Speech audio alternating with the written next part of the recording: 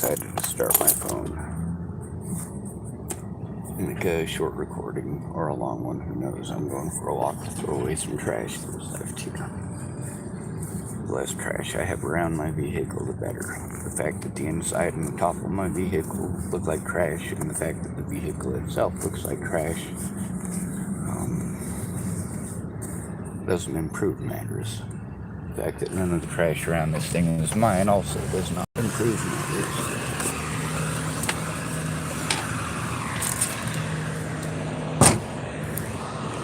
So, thank goodness for Tom. He's kind of sort of alleviated the situation. Alright, so that bag that she gave me, it had bottles in it, and wrappers, and some rotten meat. So I didn't know whether she was trying to gift it to me like a cat brings you a dead animal head when it loves you.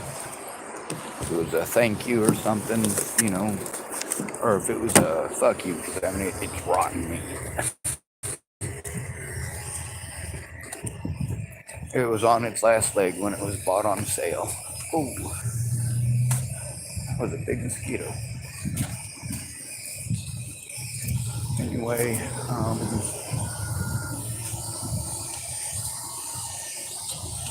she apparently it was supposed to be an apology. Now, Tom did say that he might just tell her that he found stuff that was stolen behind Goodwill.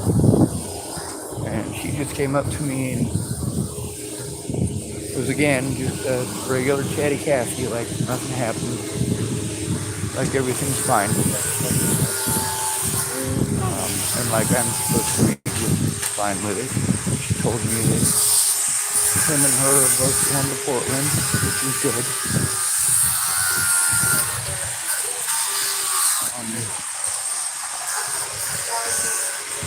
Yeah, she also wanted to tell me that she was descendant of British royalty just now, and tell me about how her aunt something or other, the Queen, just died, and I'm like, oh my god. Or her great something descendant, like apparently she's related to them. I've heard she's done everything. She's been military intelligence. She's related to the Queen of England, and she worked with the CIA and the FBI. And oh my God!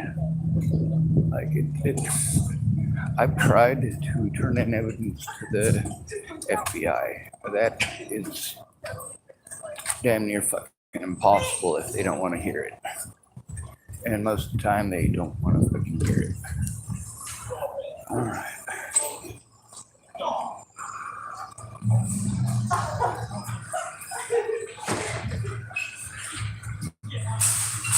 Have any luck? Do you have any luck? With her? No, she said you were going back there to turn in some bottles. Oh yeah, I got 2 tickets. I assume I got to take them to a cashier here then. Yeah, I don't know how that works. I know I was trying it and it got complicated. Some other guy said he'd take care of it for me and didn't come back, but it was only like 8 bottles that I had to give him at the time, so that's 80 cents. I wasn't worried about him not coming back with it. And last night I gave that guy that was here, I gave him all the bottles, or all the cans that I had too. So I mean, I'll let you know what happens when I try to catch these. alright. Is that And as far as with her, oh my god, dude, she wanted, after all that scream this morning, with anybody who works here at the gas station, the garden center, anybody in the parking lot, she's gonna look at me like I'm a thief. But she came up, instead of apologizing, she came up and talked to me and was wanting to tell me she was related to the Queen of England, and the Queen of England died, and she's related and she's sad. Yeah, she told me some bullshit story about belonging to the CIA and getting agent orders. Works for anybody associated with law enforcement. I've got a YouTube channel that's full of the things that I do, including finding missing people. That's the important part. Like I care about people who are dead. I really do, and I do speak out about those situations and those people. But it's more important to find living people or people who might still be alive and to do so quickly as possible. Yeah. When I was exposed in that situation in Hardin, Montana, I mean, that's the epicenter for missing and murdered indigenous people here in this country. Hardly any population there, and there's a bunch of people dying up there. So yeah, I exposed it. Oh, I'm sorry for taking up your time. No, I could let you you got do plenty that. of time. You know where Sandy is? No. No, it's just about 20 miles east of the far Gresham is the furthest suburb, and then another 20 miles is Sandy. I used to live over there, and I did search and rescue work on the gorge. And so the first year to get acclimated, I hiked every single trail on the gorge. And after that, then they say, this is where we last saw somebody. And You know exactly what we're talking about. yeah, Yep. That's one of the things, like me, I've got experience living in the mountains. So when people say, hey, you know, we're looking for somebody, they were at our campsite last night, they never came home this morning. There's been many occasions, especially at 37 and a half, outside of Netherland, Colorado. yeah, You start walking, you recognize that if it's dry dirt, somebody's going to leave fresh, nice footprints if they Right, did that last right. night. Usually you find somebody drunk and passed out in a thicket and they wake up going, oh my God, I heard everywhere. Yeah, you passed out in a red ant pile, stupid. I once did this to my brother-in-law. We were going to go hunt some wild mushrooms, and we're walking around the side of a hill at my mother's farm. And I said, hold on a minute. And I'm looking at a deer track, and I says, that's a doe, and probably about 2 years old. And she was here about 5 minutes ago. I bet she's right on the other side of this hill. And he said, you can't do that. You can. We went around the hill and she took off. He said, holy shit. Yep. You can. they You got to definitely do. practice, but once, I mean, people who've never ever tried it think it can't be done. But if they would just take the time to try it, you could learn. You know? Exactly. That's when I learn a lot about dinosaurs because I like dinosaurs, but also that's also a lot to do with my love for animals that exist today and the preservation of them and the understanding historically what has happened to many different animals and how to prevent those things from happening in the future. And like when I start getting into the studies of that, it also helps me with my animatronic studies, which is basically artificially doing that like Leonardo da Vinci did.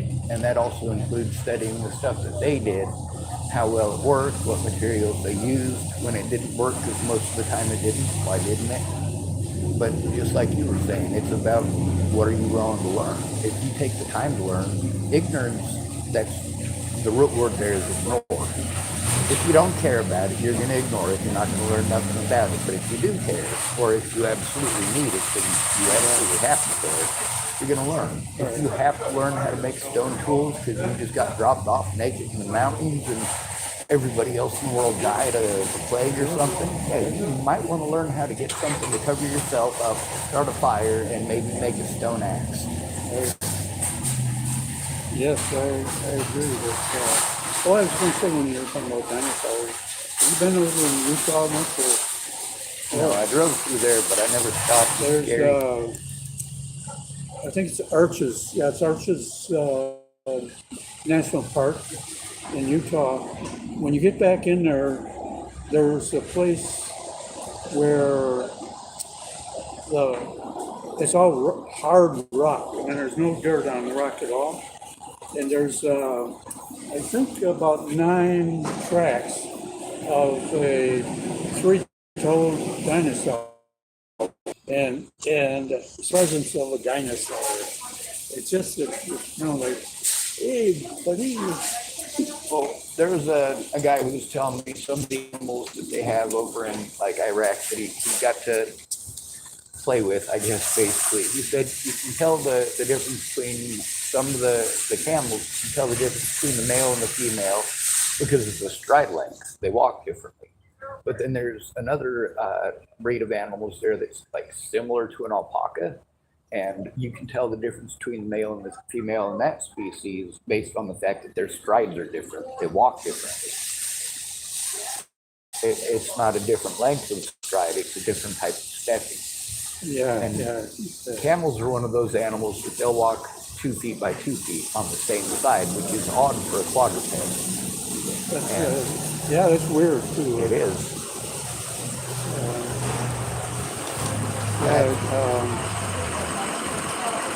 The reason that a horse has such an even gait is because when you see them running, you see that on one side their hooves are almost touching, on the other side they're both pretty far apart. And one of the things that I was learning about, but some Komodo dragons walk that way for just a few moments, but they don't have the right type of body to maintain an upright structure for more than a few quick strides. All right, that was all useless information. There is no such thing as useful. I know that there's 130 different fossil species in the area, like within 100 miles of here that have been explored and found and cataloged. Yeah. So there are a lot of dinosaurs here. There's a whole lot of them along the Columbia River. Are you familiar at all with Richardson's Ranch over by when you take Highway 21 and you go through the Indian Reservation and you go up ways and you hit 97 and then 97 runs up into Washington. So you go on 97 a little ways and then east about 20 miles and there's a huge ranch, a couple thousand acres, I'm not sure even more maybe, but their farmhouse has been converted into a museum and they have rocks from all over the world, but then you can go into certain parts they give you a map, you can go into certain parts of their ranch and you can dig for whatever kind of rock. And they have some precious gem type rock over there. They have my favorite, which is a thunder egg. And They have a place like that, similar to that in Arizona, that's fire opal. ooh, Yeah, I've heard of similar places. But I like the animals, the way things work. I like working with nature and building with nature. I don't like a whole bunch of treated crap at the lumber yard. I don't understand why I'm not allowed to go out into the woods and just build myself a house and maintain the forest. exactly. Right. We have to save it for tourists who want to go on vacations. We can't possibly allow anybody who's broke to have a piece of property to live on. They need to go out onto the ocean where they can live with their own kind. They want us to swim with the fishes, as the mob would say. The way I figure it, they can't flush me. I'm a floater. That's why I'm working on a boat and a few different concept ideas for the boat. Everything that I have on my car is to build stuff on a small scale that I plan on building in order to scale with better materials. That's a good idea. You know, make it and test it out and show that the concept works first. So I got the cheapest junk I can find. Between getting, tubes of, buoyant material and all the proper stuff, Yeah. I can take the bottles that I have in my car. They're plastic, they're buoyant, they have lids, I can attach them together. Instead of having a pontoon, I have some heavy-duty plastic wrap, quite a bit of it. I also have some garbage bags, so I can make the form of what I want out of the heavy wrap, and then I can use some cordage tied around it, so the tape will hold the cordage down, and the cordage will prevent it from overexpanding and popping the tape. And that way, when I put the plastic bags in it, the trash bags, and I inflate each one of them, they'll basically take out the shape of the mold. I'll have a couple of little areas where there'll be holes in it, and I'll just put a little bit of the patch of that flake tape that I have over the hole after I've inflated the garbage bag. And that'll be just the testing concept. Once I've done it once, it'll have pushed the air out, and that plastic bag's basically going to stay mostly where it's at.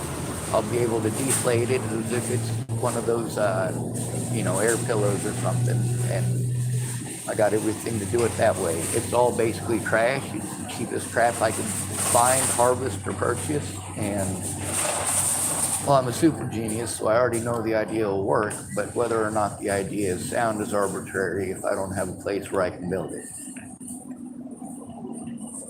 Well, I gotta get going. I'm gonna be in more trouble. I'm sorry I talk so much. No, you don't. You don't talk too much. We'll talk some more as we get more time. Yes, sir. Thank you, Tom.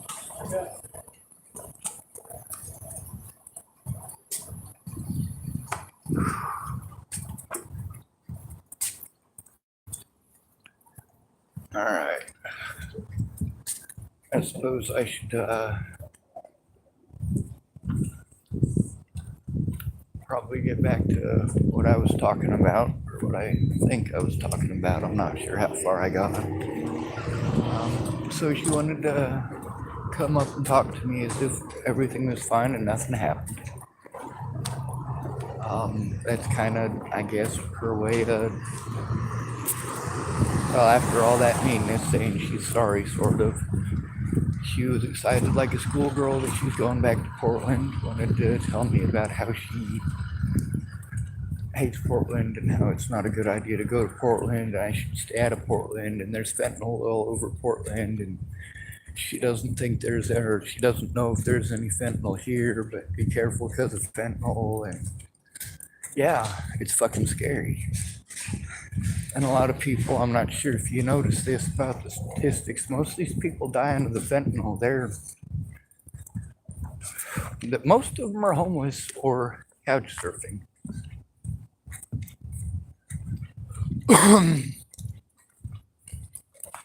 I'm going back to where I saw some folks smoking tobaccos earlier and seeing if they might have smoked only half one and left the other half there. Or maybe smoked more than that, but there's enough tobacco on there I can put it in my homemade tobacco pipe.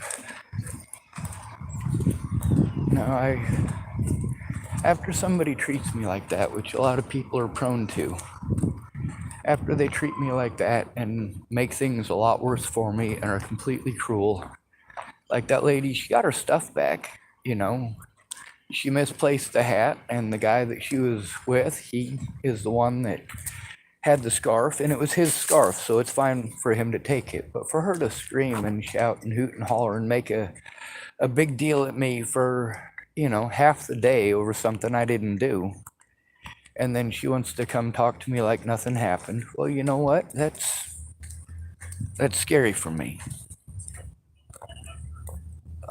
Especially since, she's not going to go to all those people who heard her screaming and shouting and making false allegations in the meanest kind of way.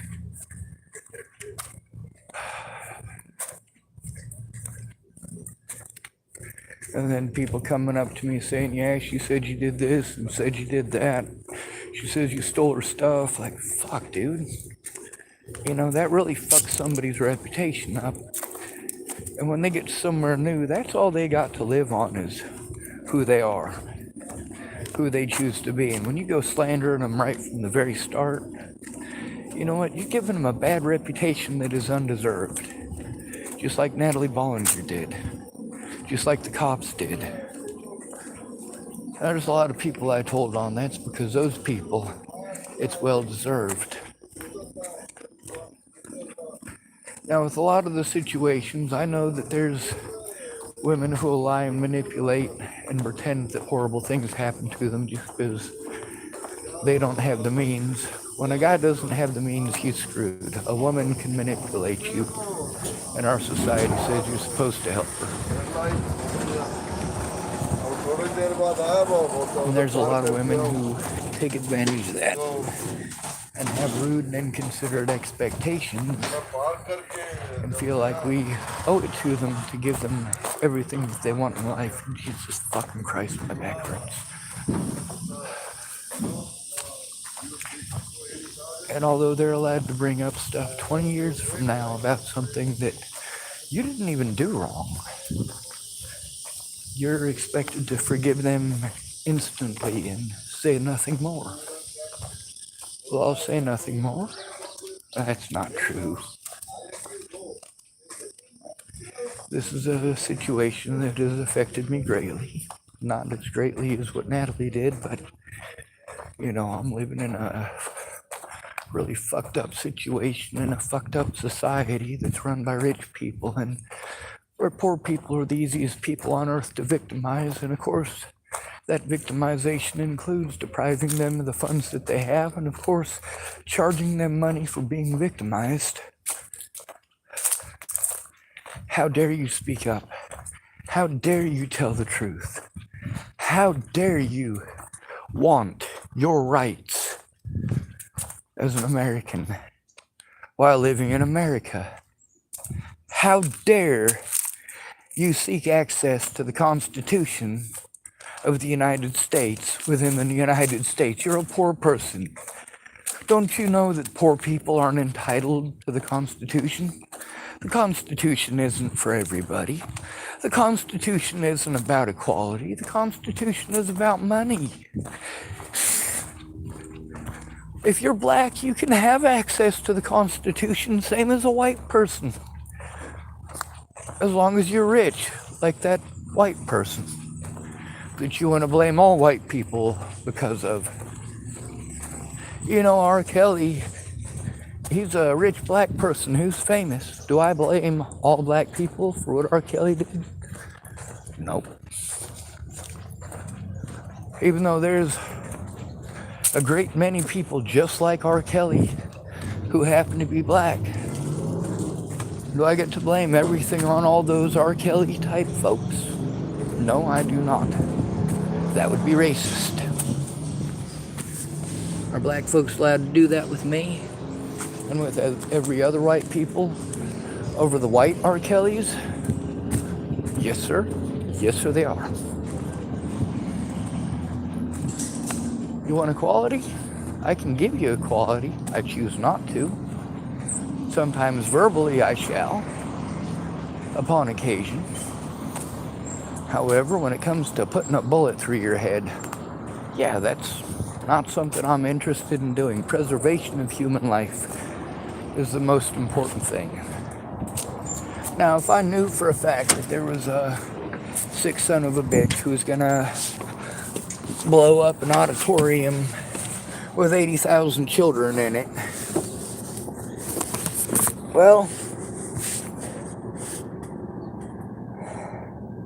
I'd like to say that I wouldn't take the shot. I'm pretty sure somebody said, hey, none of us know how to even use a rifle, and there's 80,000 children in a football stadium who are about to get blown up if you don't blow that guy's head off. I don't think I'd be able to do it, but at the same time, I'm not in that situation. I'm not likely to be in that situation. I've never been in that situation before, so how do I know what I'd do?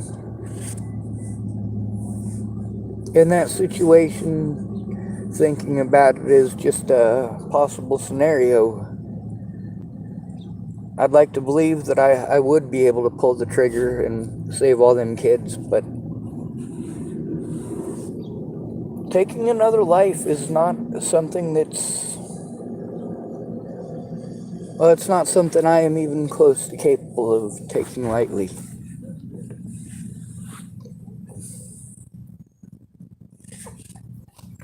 I know I had one more rolling paper in here, I just don't know where I put it. A gentleman did tell me about a place where I could, well, my car wouldn't be safe parked there, but it's a place where I could go and live in a blackberry bush. And he understood 100%. This is part of what makes me believe that he was actually in Vietnam. He knew exactly what I was looking for and exactly how and exactly why. As soon as I said spider hole. Yeah. He even did the intelligent thing. He just did it with his finger. I would have done it. Well, I did it with my finger too. But there were sticks. as well. I mean, I started drawing a little bit of a map, and he finished up the map and explained to me, showing me on the map that we drew in the dirt with his fingers and mine. Yeah, it was an interactive project, and it allowed me to visually see what direction the roads were going in relation to where I am now, which roads were going east, which ones were going left, which ones were going right, instead of just explaining it to me. Because if you just explain it to me, I'll forget it in 30 seconds or 5 minutes, or even while you're explaining it to me if it's pretty complicated. But if I have a visual record of it, well, I am much more better. It's a lot easier to find my way.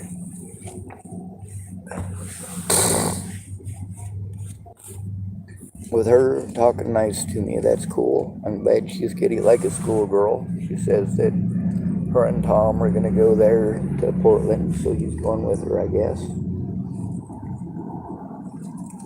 He's at least going to take the responsibility to get her somewhere else before coming back. He does plan on coming back, which is good. Well, for me anyway, because he said he would try to help me. I don't know if it'll happen or not, and I'm not going to count my eggs until they're hatched. That's something throughout all of this that I made sure I maintained. It's kind of like business cards. If you give out one business card and you don't get any business, well, you only gave out one business card. That's not a lot of people who know about your business. You give out 1,000 business cards, you're a lot more likely to get some business. So, yeah.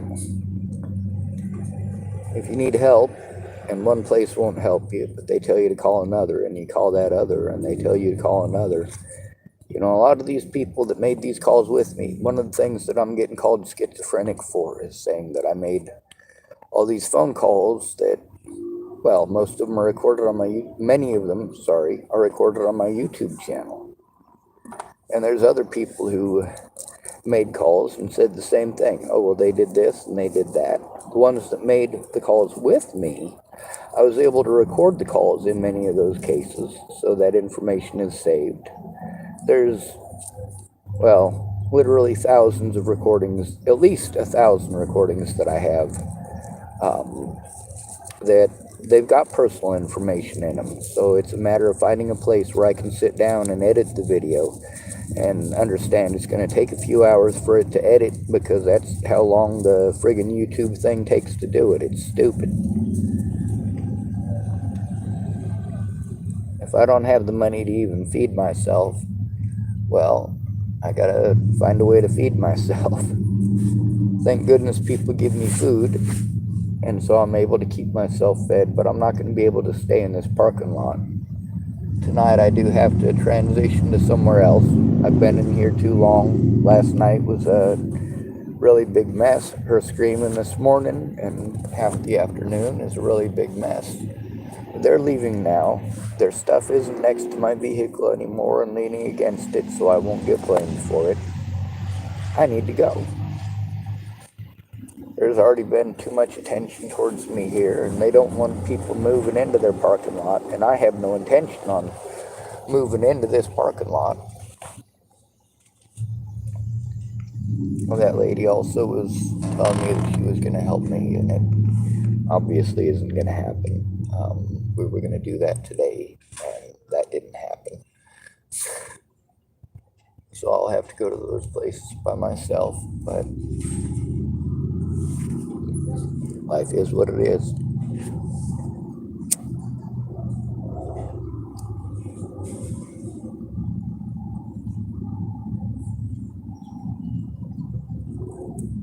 I like Tom. I hope he comes back.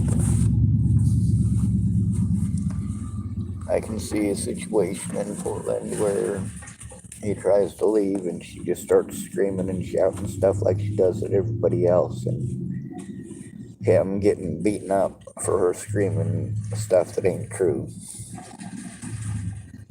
And I'm worried about that. I'm worried that if he goes to Portland with her, she might get him beaten to death. Apparently they just met 3 days ago, according to her.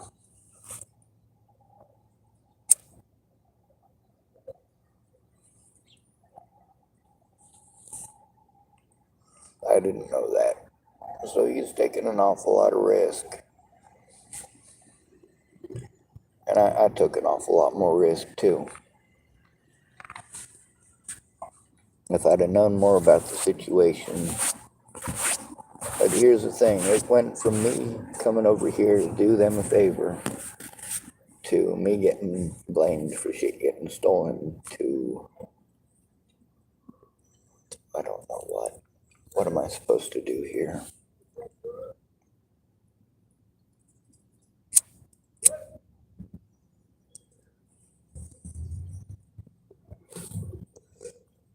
Thank goodness it's almost over. I made $1 this morning, that's it. I had a few people give me weed and a few people try to give me weed. One of the guys who gave me weed, I stuck my hand out. He said, "Hey, come here." And he had his hand out and I stuck my hand out and he dropped a bunch of weed in my hand. I was like, fuck. I hope none of the employees here saw that. I didn't know it was weed that was in his hand. Another one, he had a weed container and an obvious pot container, and he was handing out the window at me. I was like, "No, sir. I've got access to weed if I absolutely need it. I don't need it. It's just weed." Now, tobacco, that feels very much like a need, especially if I'm overwhelmed.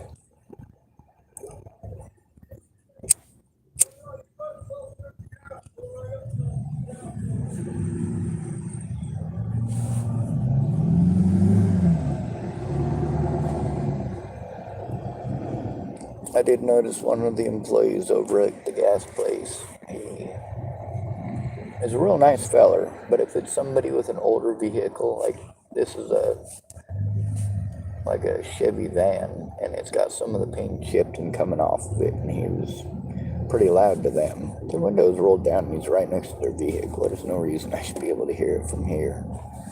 There was a Mazda that pulled up. It was ugly and had a bunch of chips earlier. Same thing. There's a little Honda that's white, chip paint, same thing. Oh, get the hell out of here, asswipe. I don't want no bees over here.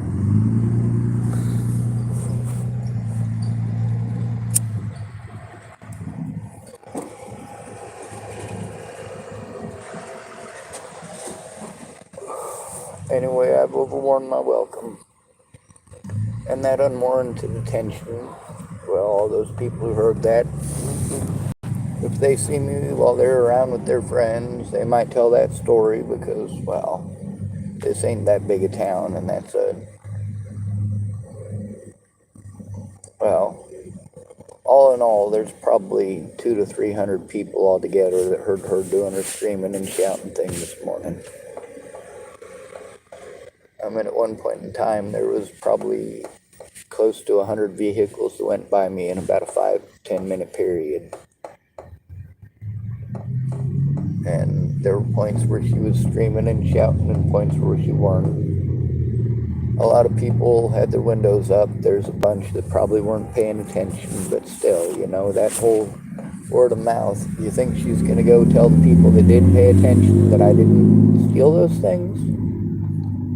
And then him, he actually did do probably told her that he found it behind Goodwill, which is not true, and so there's still going to be doubt in her mind as to it being stolen by somebody. So basically, he's leading her on to believe that her stuff was stolen when it wasn't, or that his stuff was stolen when it wasn't. Why would somebody just steal his stuff? But meanwhile, she knows that's not the situation because he told her what was going on earlier, and then she did the whole crying thing, and then, of course, you know, that's the thing. He's trying not to be a jerk to her, and she's putting on the waterworks, but she's driven everybody here nuts, and he's just trying to get her somewhere where she's not going to drive us all nuts. I'm not going to count her as gone until she is.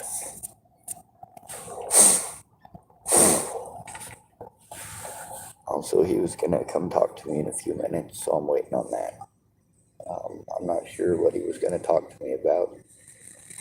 He tried to set her up. He spent the last of his money to make sure that she was set up with a camp, that she had everything that she needed so that he could leave. And then she wanted to be angry at him for every purchase that he made.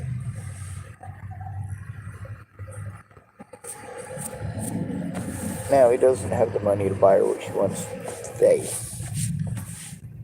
I can only imagine how this is going to turn out later on this evening, because it's taken them, they're both pretty older. She's probably in her 60s and he's 80, so they're packing up a lot of stuff from camp and relocating it. And whether or not it's going to be relocated to Portland, I don't know. She said that his cousin is going to come pick him up, and that's who that lady was. His cousin was going to come pick them up and take them to Portland, I guess. So I hope he comes back. I hope I'm able to find some good flint for napping, and he can teach me how to flint nap when he gets back. Then if any of my enemies are skewered with a homemade arrow, I can make every part of the arrow except for the tip as it stands. And I can make tips for it, just not the old-fashioned way. But if somebody gets massacred with a Stone Age arrow, that's probably where I'll end up getting blamed and all that. Just so you know, I have no intention of ever using any of those skills on another human being.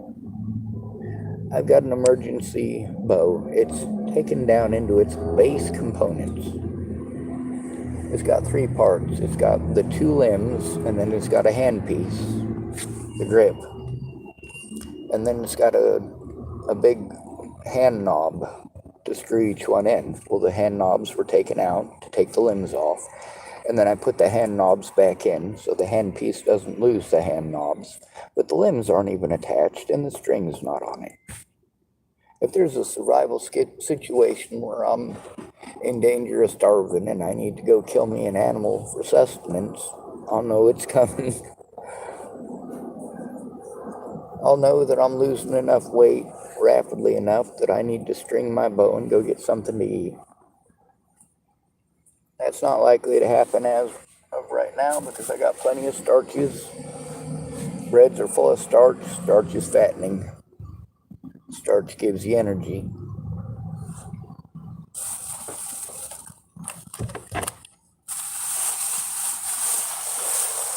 Got a whole bag of starch right here, and I've been eating it, making sure I eat it.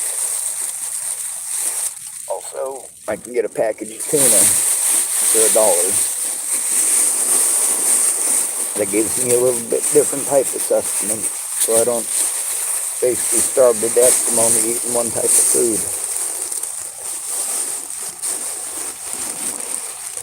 I do from time to time get hungry enough to get a can of vegetables. Whenever available, I try to eat fruit. That's my favorite. There's blackberries, so I make sure to go by and grab blackberries and make sure I eat them. I make sure it's not just blackberries because I don't want to spend all day in the bushes with my pants down. It's not cool when you pee out your pooper.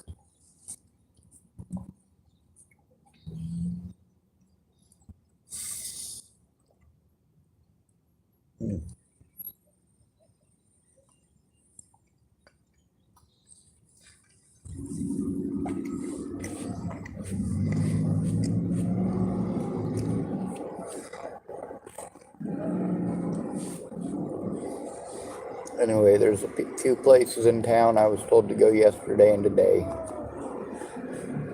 or last night and today, that I wasn't able to. And a few places that I was going to call that I didn't because I was dealing with other stuff. I got a shit ton of anxiety right now, so I'm talking on my phone.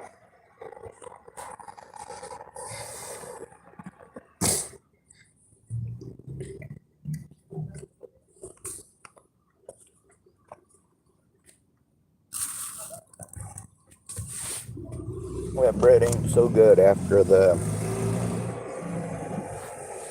fifth or sixth one, but I'm glad to have it.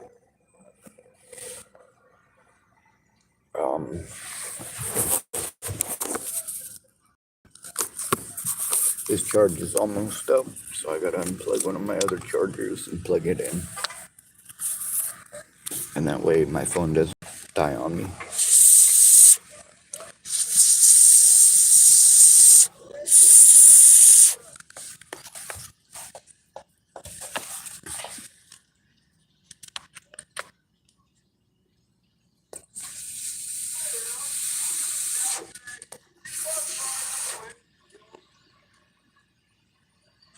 Anyway,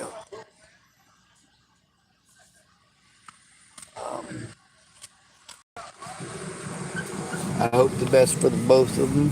I hope Tom returns swiftly.